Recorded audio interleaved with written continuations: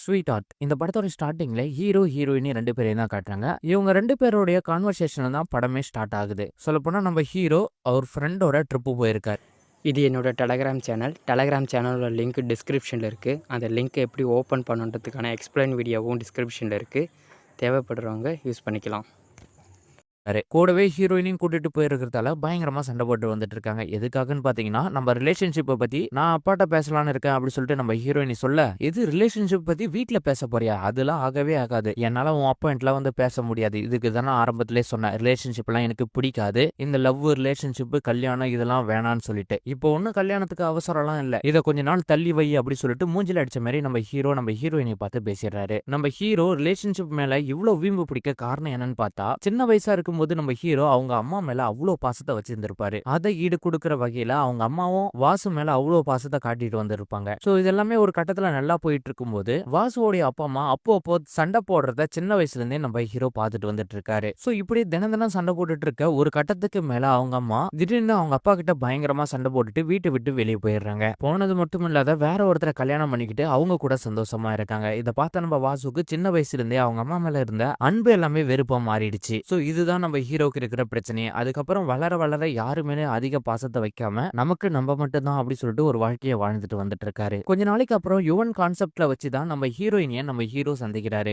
ஆரம்பத்துல என்னவோ இவங்க 2 பேருமே ஃப்ரெண்ட்லியா தான் பழகிருக்காங்க. ஆனா ஒரு நாள் வாசு பர்த்டே அன்னைக்கு ஹீரோக்கு சர்ப்ரைஸ் கொடுக்கிற விதமா அனாதை குழந்தைங்க இருக்கிற ஆசிரமத்துக்கு வாசுவோடைய பர்த்டேவை செலிப்ரேட் பண்றதுக்காக எல்லா ஏற்பாடுகளையும் செஞ்சு வச்சிருக்காங்க. நம்ம ஹீரோவை சர்ப்ரைஸ் பண்ணி கேக் கட் பண்றதுக்காக நடுராஜில கூட்டு வந்தா நம்ம ஹீரோ, இந்த குழந்தைங்க மத்தியில நான் கண்டிப்பா கேக் கட் பண்ணி ஆகணுமா, இதெல்லாம் எனக்கு சுத்தமா பிடிக்கல. நமக்கு இன்னைக்கு பர்த்டேன்னு தெரியும், ஆனா இந்த குழந்தைக்கெல்லாம் என்னைக்கு பர்த்டே என்னைக்கு பிறந்தோம் சொல்லிட்டு இதை நினைச்சு ஒவ்வொரு நாளும் வருத்தப்பட்டு இருப்பாங்க. நம்ம தேவையில்லாத நம்மளோட சந்தோஷத்துக்காக அவங்கள காயப்படுத்தக்கூடாது அப்படி சொல்லிட்டு அந்த குழந்தைகளுக்கு என்னென்னலாம் பிடிக்குமோ அதை கேட்டு தெரிஞ்சுக்கிட்டு அந்த குழந்தைகளுக்காக எல்லா பொருட்களையும் வாங்கி கொடுத்து அந்த இல்லத்துல இருக்கிற எல்லா குழந்தைங்களும் சந்தோஷப்படுத்துறாரு. அதை பார்த்த நம்ம ஹீரோயினியும் மத்தவங்க மனசை புடிச்சுக்கிட்டு அவங்களுக்காக இவ்வளவு பண்ணும் போது நமக்காக எவ்வளவு பண்ணுவோம் அப்படி சொல்லிட்டு அதுல இம்ப்ரெஸ் ஆறாங்க நம்ம ஹீரோயினி. சோ அதுக்கப்புறம் இவங்க 2 பேருமே ஒருத்தருக்கு ஒருத்தர் லவ் பண்ண ஆரம்பிக்கிறாங்க. 2 பேருமே ரிலேஷன்ஷிப்ல இருக்காங்க. சோ ஒரு கட்டத்துல நல்லா தான் போயிட்டு இருக்கு. ஆனா எப்ப நம்ம ஹீரோயினி நம்ம ரிலேஷன்ஷிப்பை பத்தி வீட்டுல பேசலாம் அப்படி சொல்லிட்டு பேச்சை எடுத்தாங்களோ அதுல இருந்து இவங்க 2 பேருக்குள்ள சண்டை முத்தி போச்சுன்னு தான் சொல்ல முடியும். தினம் சண்டை போடுறதும் பிரேக்கப் பண்ணிட்டு போறதும் சோ இதே தொடர்ச்சியா பண்ணிட்டு இருக்க ஒரு கட்டத்துல ஒரு 3 மாசம் இவங்களுக்குள்ள பிரேக் ஆயிடுது. சோ அங்க கட் பண்ணி கொஞ்ச நாளைக்கு அப்புறம் நம்ம ஹீரோவுடைய ஃப்ரெண்ட் அருணாச்சலத்தை தான் காட்டுறாங்க. லவர் கூட ஜாலியா இருக்கலாம் அப்படி சொல்லிட்டு ஒரு ரூமுக்கு கூட்டு வந்தா திடீர்னு அந்த இடத்துல நம்ம அருணாச்சலத்துக்கு தொடர்ச்சியா ஒரு போன் கால். யாருடான்னு பார்த்தா நம்ம வாசுவோடைய லவ்வர் தான். என்னமா உனக்கு பிரச்சனை அப்படின்னு சொல்லிட்டு நம்ம ஹீரோவுடைய ஃப்ரெண்டு கேட்க, வாசுக்கு கால் பண்ணா போனே எடுக்க மாட்டேன்றான். என்ன ஆச்சு ஏதாச்சுன்னு தெரியல, அவங்க கிட்ட நான் உடனே பேசி ஆகணும், எமர்ஜென்சி அப்படின்னு சொல்றாங்க. சரி இரு நான் கால் பண்ணி பாக்குறேன் அப்படின்னு சொல்லிட்டு ஹீரோவுடைய ஃப்ரெண்டு அருணாச்சலமும் நம்ம வாசுக்கு கால் பண்றாரு. சோ நம்ம ஹீரோவும் அருணாச்சல போனை எடுத்துட்டு, என்னடா உன் ஆள் போன் பண்றா எடுக்க மாட்டேன்றா அப்படின்னு சொல்லிட்டு நம்ம அருணாச்சலம் கேட்க, அதெல்லாம் எனக்கு நல்லாவே தெரியும், நீ போனை வைடா அப்படின்னு சொல்லிட்டு நம்ம ஹீரோவும் போனை கட் பண்ணிடுறாரு. சோ நம்ம ஹீரோவும் இதுக்கப்புறம் போன் பண்ணா இருந்தா சரியா இருக்காரு, நம்ம போன் பண்ணலாம் அப்படின்னு சொல்லிட்டு ஹீரோயினுக்கு நம்ம ஹீரோ போன் பண்றாரு. நம்ம ஹீரோயினி நம்ம ஹீரோக்கு பெரிய ஷாக்கிங் நியூஸ் கொடுக்குறாங்க. அது என்னன்னு பாத்தீங்கன்னா, நான் பிரெக்னெண்டா இருக்கிற மாதிரி எனக்கு சந்தேகமா இருக்கு. இதை கேட்ட உடனே நம்ம ஹீரோக்கு தூக்கி வாரி போடுது. உடனே நம்ம ஹீரோயினியும் பிரெக்னன்சி கிட்ட வாங்கிட்டு உடனே நீ வீட்டுக்கு வா அப்படின்னு சொல்றாங்க. சோ அங்க கட் பண்ணி இப்ப நம்ம ஹீரோவும் அவருடைய ஃப்ரெண்டுக்கு கால் பண்றாரு. அவரு முக்கியமான வேலையில இறங்கலாம்னு பாக்குறாரு. அந்த நேரத்துல திருப்பி நம்ம ஹீரோ போன் பண்ணி கெடுத்துறாரு. போனை எடுத்த அருணாச்சலமும், உனக்கும் ஆளுக்கு என்னடா பிரச்சனை, என்ன வாழவும் விட மாட்டாங்க சாகவும் விட மாட்டாங்களா அப்படி சொல்லி நம்ம ஹீரோவை பார்த்து திட்டிட்டு இருக்காரு. நம்ம ஹீரோவும் பிரெக்னன்சி கிட்ட வாங்கிட்டு வீட்டுக்கு வராரு. அப்ப பாருங்க நம்ம ஹீரோயினி நம்ம ஹீரோவை அவாய்ட் பண்றாங்க. சோ அங்க கட் பண்ணி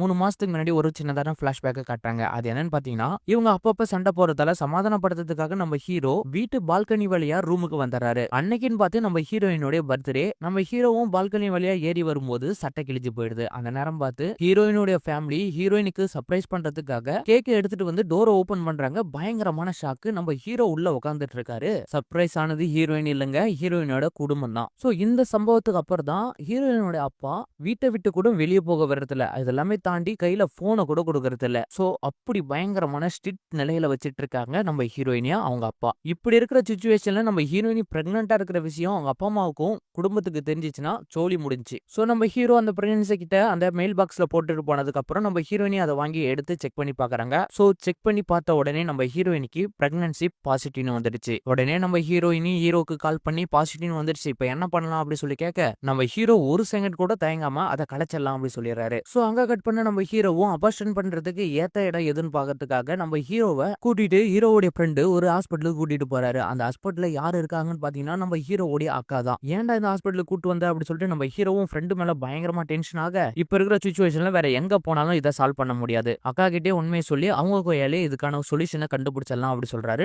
ஹீரோவுடைய ஃப்ரெண்டு நம்ம ஹீரோவை கூட்டிட்டு போயிட்டு அக்கா முன்னாடி நிறுத்த ஹீரோயினி 2 பேருமே கல்யாணம் பண்ணிட்டு சந்தோஷமா இருப்பாங்கன்னு சொல்லிட்டு தான் நான் நினைச்சேன். அவங்களுக்குள்ள பிரேக்கப்லாம் இருக்கா அப்படி சொல்லிட்டு கேட்டு ஷாக் ஆகுறாங்க ஹீரோவோட அக்கா. சோ இதுக்கே இவங்க இப்படி ஷாக் ஆகுறாங்கன்னா உங்க தம்பினால அந்த பொண்ணு பிரெக்னெண்டா இருக்கா, அந்த கருவை கலைக்கிறதுக்காக தான் இங்க வந்திருக்கோம். சோ இந்த விஷயத்தெல்லாம் கேட்டா இவங்க எப்படி ஷாக் ஆவாங்க அப்படின்னு சொல்லிட்டு நம்ம ஹீரோவுடைய ஃப்ரெண்டு யோசிச்சுட்டு வந்துட்டு இருக்காரு. சோ அக்கா கிட்ட உண்மையை சொன்ன உடனே அக்கா கண்ட மணிக்கு நம்ம ஹீரோவை திட்ட, சரிடா அவ பிரெக்னெண்டா இருக்கான்னு சொல்ற, அதை எப்படி கன்ஃபார்ம் பண்ண அப்படி சொல்லிட்டு நம்ம ஹீரோ கிட்ட கேட்க, அவ பிரெக்னன்சி கிட்ட வச்சு செக் பண்ணி தான் என்கிட்ட சொன்னா அப்படின்னு சொல்றாரு நம்ம ஹீரோ. சரிடா உடனே அவ பிரெக்னெண்டா இருக்கான்ட்டா நீ நம்பிட்டியா, அவ எத்தனை மாசம் கர்ப்பமா இருக்கா, குழந்தையுடைய growth எப்படி இருக்கு, சோ இதெல்லாமே ஹாஸ்பிட்டல்ல வச்சு பார்த்து தெரிஞ்சுக்கிட்டு தான் என்னால சொல்ல முடியும், அந்த கருவை கலைக்க முடியுமா முடியாதா அப்படி சொல்லிட்டு உடனே நாளைக்கு அவளை கூட்டிட்டு வா அப்படி சொல்லிட்டு நம்ம ஹீரோயினோட அக்கா நம்ம ஹீரோ கிட்ட சொல்றாங்க. இது அவளை கூட்டிட்டு ஹாஸ்பிட்டல் வரணுமா, ஹாஸ்பிட்டல்லாம் என்னால கூட்டிட்டு வர முடியாது, அவ ஹாஸ்பிட்டல் வர முடியாத எதுனா சொல்யூஷன் சொல்லு அப்படின்னு சொல்றாங்க. சரிடா அதுக்கு அவளுடைய யூரின் சாம்பிள் நச்சும் அதை கேட்ட நம்ம ஹீரோயினும் யூரின் சாம்பிளும் எடுத்து வைக்கிறேன்ட்டாங்க. யூரின் சாம்பிள் எடுத்து வச்சதுக்கு அப்புறம் நம்ம ஹீரோவை வந்து கலெக்ட் பண்ணிக்க சொல்றாரு.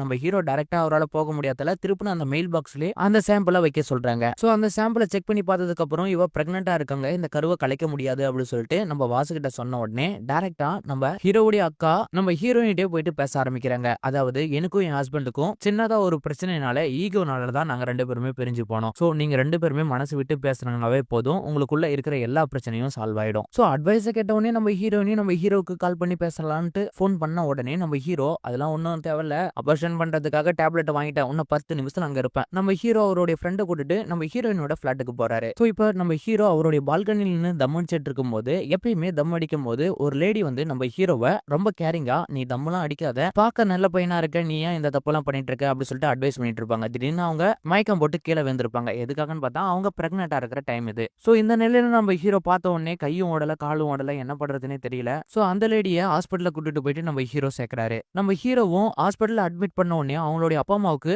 இன்ஃபார்ம் பண்ணிடுறாரு. அப்பா அம்மா வந்த உடனே நம்ம ஹீரோவுடைய கையை பிடிச்சி நல்ல வேலை என் புள்ளைய காப்பாத்திடு அப்படின்னு சொல்லிட்டு ரொம்பவே கேரிங்கா பேசுறாங்க. இந்த குழந்தைக்கு ஒரு கதை சொல்றாரு அந்த லேடியோட அப்பா. அது என்னன்னு பாத்தீங்கன்னா இந்த அம்மா ஆரம்பத்துல அவங்க ஹஸ்பண்ட் கிட்ட சண்டை போட்டுட்டு தான் வந்திருப்பாங்க. எதுக்காகன்னு பாத்தீங்கன்னா இவங்க பிரெக்னெண்டா இருக்குன்னு தெரிஞ்ச உடனே 5 மாசத்துல ஹாஸ்பிட்டல்ல போயிட்டு செக் பண்ணிருப்பாங்க. அப்ப பாருங்க குழந்தைக்கு சுத்தமா வளர்ச்சியே இல்ல, அப்படியே நீங்க குழந்தை பெத்துக்கிட்டாலும் 3 வருஷத்துல 4 வருஷத்துல இந்த குழந்தை இறந்து போயிடும். சோ அதனால இந்த குழந்தைய நீங்க கலாய்க்கிறதே பெரிய விஷயம் அப்படின்னு சொல்லிடுறாங்க. அதை கேட்ட அவங்க ஹஸ்பண்டும் இந்த குழந்தைய கலைச்சே ஆகணும் அப்படின்னு சொல்லிட்டு முடிவெடுக்கிறாரு. இதுவும் ஒரு உயிர் தானே அப்படின்னு சொல்லிட்டு அந்த லேடி குழந்தைய கலைக்க வேணாம்னு சொல்லிட்டு அவங்க ஹஸ்பண்ட் கூட சண்டை போட்டுட்டு அவங்க அம்மா வீட்டுக்கு வந்துடுறாங்க. அங்க கட் பண்ண இப்ப நம்ம ஹீரோ ஒரு ஷாக்கிங்கான விஷயத்த பாக்குறாரு. அது என்னன்னு பாத்தீங்கன்னா சின்ன வயசுல நம்ம ஹீரோவை அவங்க அம்மா விட்டுட்டு போயிருப்பாங்க பாத்தியா, அந்த அம்மா வேற யாருமே இல்ல, அந்த லேடிக்கு பிரசவம் பார்த்தவங்க. நம்ம ஹீரோவால அனலைஸ் பண்ண முடியுது, ஆனா அந்த அம்மாவால வாசு யாரு அப்படி சொல்லிட்டு தெரியல. சோ அப்பதான் நம்ம ஹீரோ ஒரு முடிவே எடுக்கிறாரு. அது என்னன்னு பாத்தீங்கன்னா குழந்தை ஊனமுற்று தான் பிறக்க போகுதுன்னு தெரிஞ்சும் 10 மாசம் சுமந்து அந்த குழந்தைய பெத்தெடுத்த ஒரு தாய். சோ இப்படி இருக்கும்போது நம்ம ஒரு குழந்தைய அபார்ட் பண்றது ரொம்பவே தவறான விஷயம். சோ இந்த விஷயத்த புரிஞ்சுக்கிட்ட நம்ம ஹீரோ நேரா ஹீரோயின் வீட்டுக்கே போயிட்டு நம்ம 2 பேருமே கல்யாணம் பண்ணிக்கலாம் அப்படி சொல்லிட்டு சமாதானமா பேசுறாரு. சோ அதுக்கப்புறம் நம்ம ஹீரோயின் 2 பேருமே அப்பா அம்மா சம்மதத்தோட கல்யாணம் பண்ணிக்கிறாங்க. அத்தோட இந்த படமும் முடியுது.